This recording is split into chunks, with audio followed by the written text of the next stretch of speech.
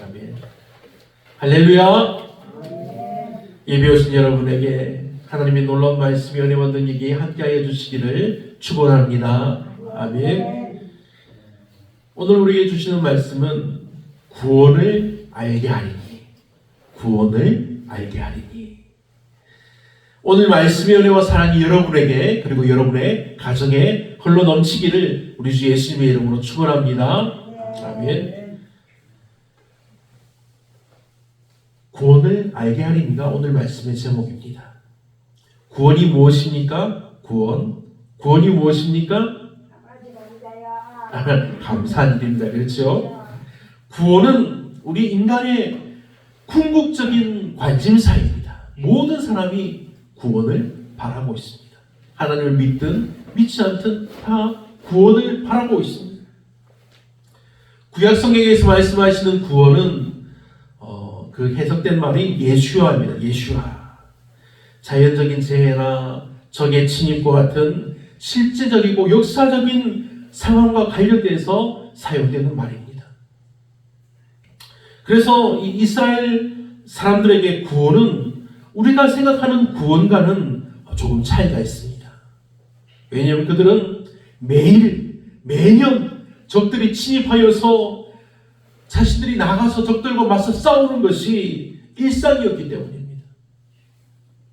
그 험난한 삶의 어려움에서 적들에게서 자신들을 구원하시는 것이, 구해주신 것이 구원이라고 여긴 것입니다. 하나님이 이스라엘의 편이 되어주시고 그들의 성벽이 되어주시고 그들의 영원한 생명이 되어주신다는 것이 구원이었습니다. 이것이 구약시대 하나님을 믿는 하나님의 사람들의 구원입니다. 이에 비교해서 신약 성경에서 구원은 소테리아라는 헬라어로 지배하게 됩니다. 죄와 죽음 그리고 사탄의 권세로부터 믿는 이들을 구해내시는 예수 그리스도를 통한 하나님의 사역을 말하는 것입니다. 구원은 하나님이 내가 너희를 구원한다 그렇게 말씀하셔서 그대로 다 종결되는 것이 아닙니다. 왜냐하면 하나님은 우리 사람들을 온전하게 창조하셨기 때문입니다. 이 말이 조금 어렵게 들릴지 모르겠지만 하지만 사람들은 죄를 범하게 되었습니다. 아담의 때로부터 죄를 범해서 죄가 이제 사람들에게 대물림되었습니다. 죄는 유혹이라는 너무도 엄청난 힘을 가지고 있습니다. 죄의 유혹이 다가오면 사람이 아무리 강하고 힘이 있고 능력이 있어도 결국 죄의 유혹에 넘어지게 됩니다. 죄의 유혹에 맞서는 방법은 오직 하나님의 능력을 의지하는 믿음입니다. 이 믿음을 주시기 위해서 하나님은 사랑하는 아들 예수님을 이 땅에 보내주셨습니다. 예수님은 우리와 똑같은 사람으로 태어나고 자랐습니다. 그리고 하나님이 정하신 시간, 이제 나이 30이 되었을 때 이제 하나님 맡겨주신 사역을 시작합니다. 제자들을 모시고 가난하고 병든 자들을 만나주시고 안아주시고 일으켜 세워주십니다. 귀신 들린 자들에게서 귀신을 내어 쫓으시고 평강의 은혜를 주셨습니다. 오늘날로 치면 말기 암에 걸린 자와 같이 정말 못 고칠 그런 환자들이라 할지라도 예수님은 말씀으로 고쳐주시고 그들에게 생명뿐이 아니라 영원한 생명을 주셨다는 사실입니다. 이들 중에는 예수님을 믿고 따르는 이들도 있었고 고민하다 떠나는 이들도 있었다고 기록되어 있습니다. 구약시대의 구원은 믿음의 백성들에게 주신 하나님의 사역입니다. 그리고 이 신약시대의 구원은 믿음의 성도들에게 주시는 하나님의 사역입니다. 차이를 아시겠습니까? 구약시대의 이스라엘에게 주신 이스라엘에 속한 사람들은 하나님의 백성이었습니다. 운명 공동체입니다. 하지만 이들은 스스로 무너져 내렸습니다. 스스로 누구는 일에서 탈락, 누구는 또 일에서 탈락, 스스로 제거한 것입니다. 결국 이스라엘이 12지파였지만 유다민족, 유다지파만 남게 된 것입니다. 하지만 이들도 결국은 끝을 보게 됩니다. 사랑하는 여러분, 그러면 지금 우리가 아는 구원은 무엇입니까? 구약시대 구원과 같습니다. 다른 한 가지는 구원은 믿음의 사람에게 주어지는 하나님의 선물이라는 사실입니다. 구원이란 하나님의 아들 예수님이 행하신 사랑을 알고 믿어 받아 누리는 기쁨입니다. 구원이란 하나님의 아들 예수님을 만나서 병고침을 받고 기쁨을 누리는 것입니다. 구원이란 병고침을 받지 못해도 예수님을 만나서 믿음으로 영원한 생명을 얻는 것입니다. 병고침을 받고 믿음을 가지고 구원에 이르는 사람도 많이 있습니다. 하지만 병고침을 받지 못하는 믿음의 사람들도 많이 있습니다. 사람들은 이것을 가지고 오해를 합니다. 얼마 전에 제가 이제 SNS 그거를 보는데 이제 자기 어머니가 아파서 말기암이라고 하는데 아파서 돌아가신다고 그것을 너무 슬퍼하는 것입니다. 저희 어머니도 그렇게 돌아가셨지 않습니까? 저희 어머니도 교회 권사님이셨습니다. 말기 체정함으로 하나님 곁으로 먼저 가셨습니다. 당시 우리 가족들은 모두가 많이 울고 울었습니다.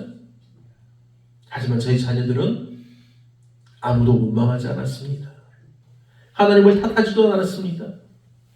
왜냐하면 우리 모두는 하나님의 믿음의 자녀이기 때문입니다.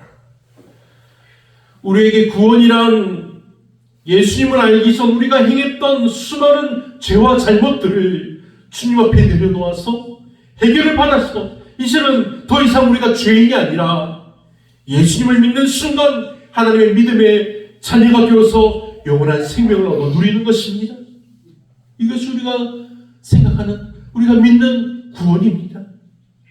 그러니 사랑하는 여러분 모두가 오늘 본문에서 하나님이 말씀해 주시는 구원을 알고 믿고 기다림으로 기대함으로 다시 오실 예수님을 만나 영원한 하나님의 나라에서 기쁨으로 함께 하나님을 찬양할 수 있기를 축원합니다. 아멘.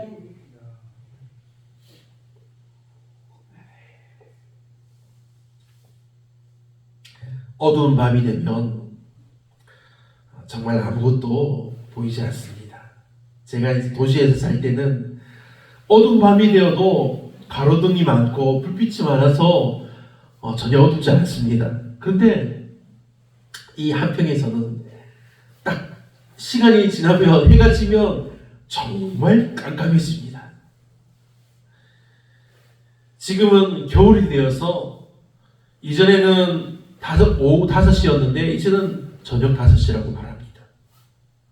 우리 마을은 5시가 넘어서면 마을이 어둑어둑해집니다. 그렇죠? 이제 우리는 산들이 높아가지고 다른 신광면이나 합평군보다 빨리 해가 지는 것 같습니다. 어둠이 몰려옵니다. 어두울 때 집 밖으로 나가서 마을을 보신 적이 있지요? 정말 어둡습니다. 깜깜합니다. 어두운 방에서 작은 촛불 하나가 얼마나 큰 위로가 되는지 여러분들은 다 알고 있습니다. 그렇죠? 지금은 정전이 잘 일어나지 않는데 제 아들은 잘 모를 겁니다. 그렇죠? 정전을 잘 모르죠? 저는 어릴 때 정전을 많이 당해봤습니다. 우리 여러분들 더 많이 당해보실 텐데 정전을 대비해서 집에는 항상 촛대와 성냥이 준비되어 있습니다. 정말 깜깜하고 어두워서 아무것도 보이지 않을 때 켜지는 촛불은 그 촛불의 빛은 정말로 환합니다.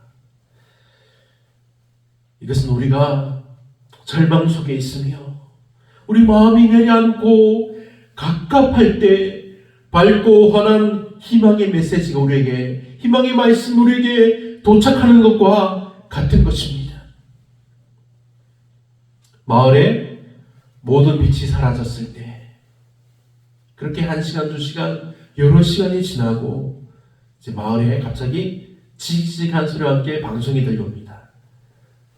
그래서 이장이 이제 전기가 들어옵니다 하고 외쳐주는 것과 같습니다. 오늘 본문은 스가랴가 성령의 감동을 받아서 그의 아들 세례요한의 사명과 그를 통해서 오실 메시아의 사역을 노래한 내용입니다. 이 말씀은 하나님께서 우리에게 주시는 구원의 빛과 희망에 대한 말씀입니다. 그 첫 번째 내용은 하나님의 약속은 반드시 이루어진다는 사실입니다. 본문 68절에서 스가랴는 이렇게 찬양합니다. 주 이스라엘의 하나님을 찬송하리로다. 그 백성을 돌보사 속량하시며. 아멘. 이 말씀이 말하는 약속은 아브라함과 다윗에게 주셨던 하나님의 약속입니다. 하나님이 아브라함에게 주신 약속이 무엇입니까? 창세기 12장 2절의 내용입니다. 내가 너로 큰 민족을 이루고 내게 복을 주어 내 이름을 창대하게 하리니 너는 복이 될지라. 아멘. 이 말씀이 그대로 이루어졌습니다. 아브라함의 후손인 야곱의 이름이 이스라엘로 변해졌습니다. 이스라엘의 12아들이 큰 민족을 이루게 되었습니다. 그리고 이스라엘 백성들은 아브라함을 믿음의 조상으로 여기고 아브라함을 복이라고 여겼습니다. 이것은 이스라엘 백성뿐만 아닙니다. 그 당시 그 주변에 있던 사람들, 지금 우리가 이슬람이라고 말하는 그 종교도 아브라함을 자신들의 복이라고 여기고 있습니다. 아브라함은 하나님의 약속대로 복의 근원이 된 것입니다. 이 약속을 모든 사람이 다 알았습니다. 하지만 이 약속은 이스라엘 백성들만 계속해서 기억했습니다. 그들은 이 약속을 잊어버릴 때도 있었지만 하나님은 그들로 계속해서 이 약속을 기억하고 하나님께 복을 받게 되기를 원하셨습니다. 할렐루야. 아멘. 이 약속은 예수님이 오심으로 해지된 것이 아닙니다. 하나님의 약속은 변함이 없고 꾸밈도 없으며 고침도 없으니 하나님의 약속은 믿음의 사람들에게 주어지는 놀라운 은혜요 사랑입니다. 사랑하는 믿음의 성도 여러분, 모두가 하나님의 이 놀라운 약속을 믿음으로 하나님께 복을 받아 누리시기를 항상 축복합니다. 아멘. 한 아이가 장난감을 사주겠다는 부모의 약속을 믿고 몇 주를 기다렸습니다. 그 기다림이 얼마나 힘든지 아시겠죠? 몇 주를 기다린다는 것은 아이에게 정말 큰 일입니다. 그런데 약속의 시간이 다가오자 부모님에게는 전혀 뜻밖의 일이 생깁니다. 그래서 약속을 지키지 못했습니다. 아이는 실망하고 또 실망하고 결국 눈물을 흘렸습니다. 사랑하는 여러분, 아이는 나중에 오해가 풀려도 이 아이의 마음에 흘린 눈물은 아이에게 상처로 남게 되는 것입니다. 이처럼 우리 사람들은 부모로 사는 것이 정말 어렵고 힘이 듭니다. 하지만 우리 하나님 아버지는 그렇지 않다는 것을 우리가 알아야 합니다. 우리 하나님은 결코 실패하거나 잊지 않으시는 신실한 분임을 우리가 기억해야 합니다.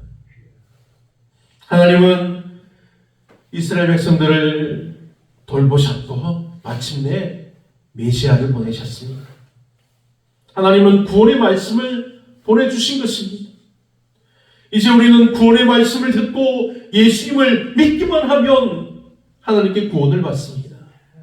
요한복음 3장 16절에서 분명히 말씀합니다. 하나님이 세상을 이처럼 사랑하사 독생자를 주셨으니 이는 그를 믿는 자마다 멸망하지 않고 영생을 얻게 하려 하십니다. 아멘. 오늘 본문이 말씀해 주시는 사랑은, 이 말씀은 하나님은 당신이 하신 약속을 기억하시고 그 은혜의 약속을 우리들에게 신실하게 이루어 주신다는 사실입니다. 구원을 알게 하시는 하나님을 찬양합니다. 하나님께 감사합니다. 하나님의 복이 여러분들에게 임하여지기를 축복합니다. 아멘. 두 번째, 구원의 목적은 우리를 죄에서 자유케 하는 것입니다. 본문 71절은 우리를 원수의 손과 모든 미워하는 자의 손에서 구원하신다고 말합니다. 그러나 이 구원은 단순히 외적인 위협에서의 구원만 말하지 않습니다. 이스라엘 백성들도 우리와 같은 이 구원의 말씀을 들었습니다. 하지만 그때 그 사람들이 생각하는 것은 단순히 외적인 위협, 자신들의 적들을 위해서 하나님께서 자신들을 지키고 구원해 주신다는 사실이었습니다. 그때 사람들은 죄에서 씻음 받는다는 것이 하나님의 구원의 행위였지만 자신들이 돈을 내고 그 희생 제물을, 소와 양들을 사서 자기 대신 죽게 하는 대속 제물로 자신들의 죄가 씻음 받는다고 여겼다는 것입니다. 그래서 지금 여기에서 말씀하는 구원은 더 근본적인 문제인 죄로부터의 구원을 말씀하는 것입니다. 지금 말씀드린 것을 잘 들으시기 바랍니다. 하나님은 우리 죄를 깨끗이 씻으시고 자유로운 마음으로 하나님을 섬기게 하십니다. 구약시대의 사람들은 죄의 사함을 위해서 희생제물을 사서 드렸습니다.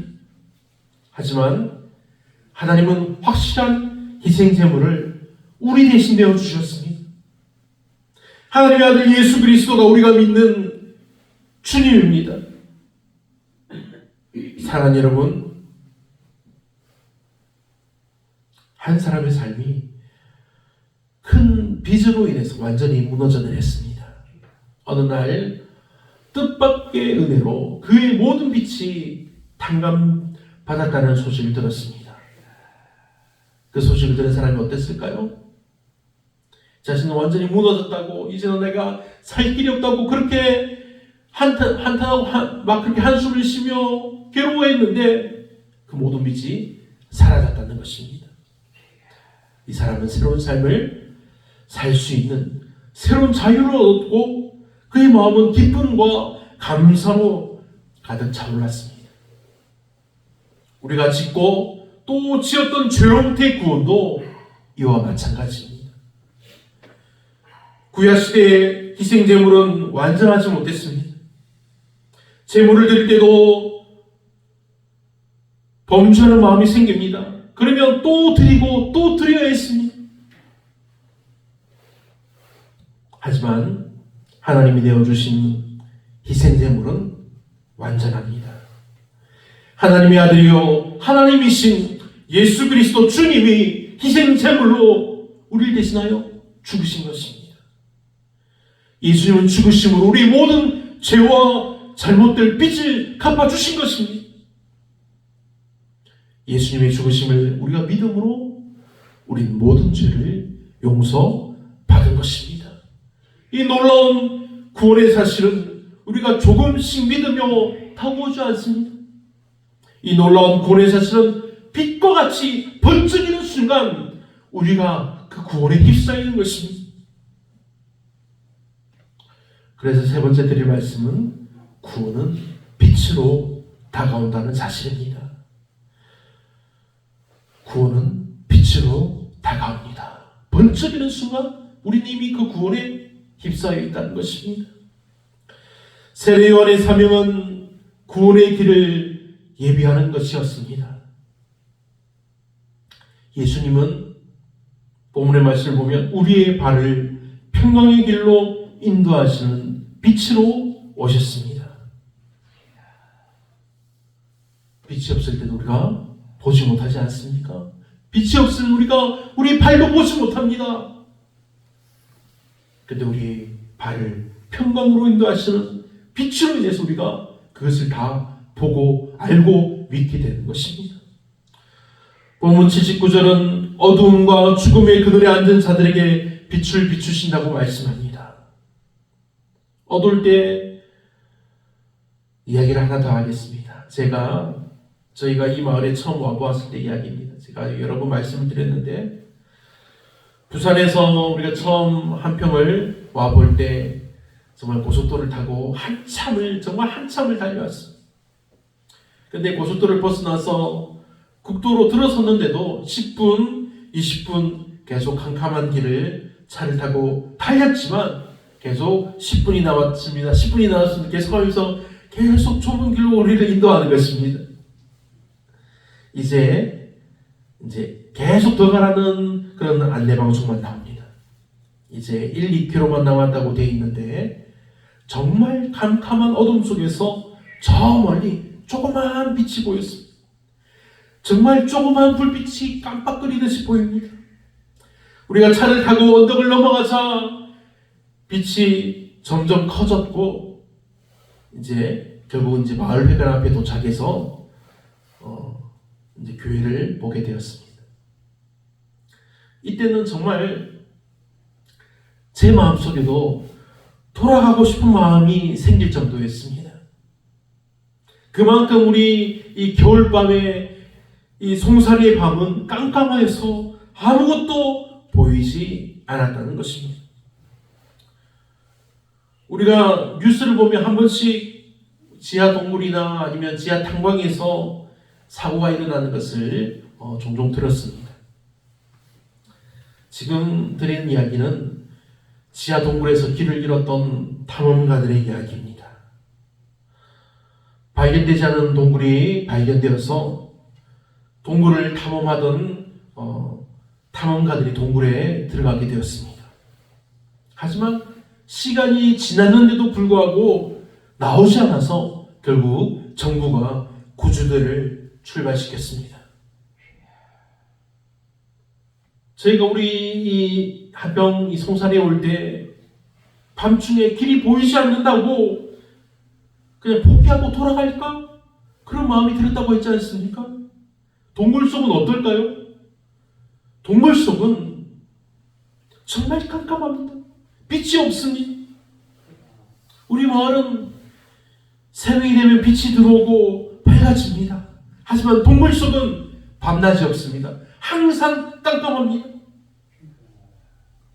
동굴은 준비했던 후레쉬, 빛을 비추는 후레쉬가 배터리가 떨어지고 불이 없어지면 끝입니다. 모든 것을 포기하고 돌아 나와야 합니다. 아무것도 보이지 않는 깜깜한 동굴 속에서 길도 보이지 않는 그 어둠 속을 헤쳐나오는 탐험대가 얼마나 힘이 들까요? 그런데 모두가 포기할 그때에 이제 자기들은 죽었구나 생각할 때 탐험대장의 눈에 정말 조그만 빛 같은 것이 반짝반짝 보였습니다. 그것을 눈을 뜨고 계속 바라보던 탐험대장에게 이제 그 빛은 확실한 빛이 되어서 보였습니다. 그 빛은 그들을 구조하러 들어온 구조대의 불빛이었습니다. 구조대의 손전등 불빛을 보고 마침내 생명의 길을 찾은 것입니다. 사랑하는 믿음의 성도 여러분, 이와 마찬가지로 예수님은 어둠 속에서 방황하는 우리에게 길을 밝혀주시는 빛으로 오신 분이십니다. 우리가 믿음으로 그 밝게 비추는 빛을 보고 따라갈 때 우리는 생명과 평강의 길로 나아갈 수 있습니다. 오늘 말씀을 통해서 우리는 하나님의 신실하심, 그리고 우리가 죄에서의 자유와 그리고 구원에 비치신 이 예수님을 다시 한번 확인하게 됩니다. 세례 요한은 이 구원의 소식을 전하는 사명을 받았고, 이 빛은 오늘날 우리에게도 전해져서 우리에게 구원을 알게 하고, 무엇보다 밝게 우리가 세상을 비추며 사람들로 하여금 구원을 알게 하는 일을 우리가 받았습니다. 구원의 은혜를 받은 우리는 이 빛을 전해야 합니다. 여전히 어둠 속에 있는 사람들에게 구원의 길을 알려야 합니다. 구원의 기쁨을 우리의 삶 속에서 우리가 누리며 살아야 합니다. 우리가 이 구원의 빛을 발할 수가 있다는 것입니다. 그러니 구원을 알게 하시는 예수 그리스도의 빛을 보고 구원을 받은 믿음의 성도 여러분, 이제 우리에게 맡겨진 구원의 이름 예수 그리스도 이름을 전하고 예수님의 사랑을 전하는 일에 더욱 힘써서 하나님의 기쁨이요 복이 되기를 축원합니다. 아멘.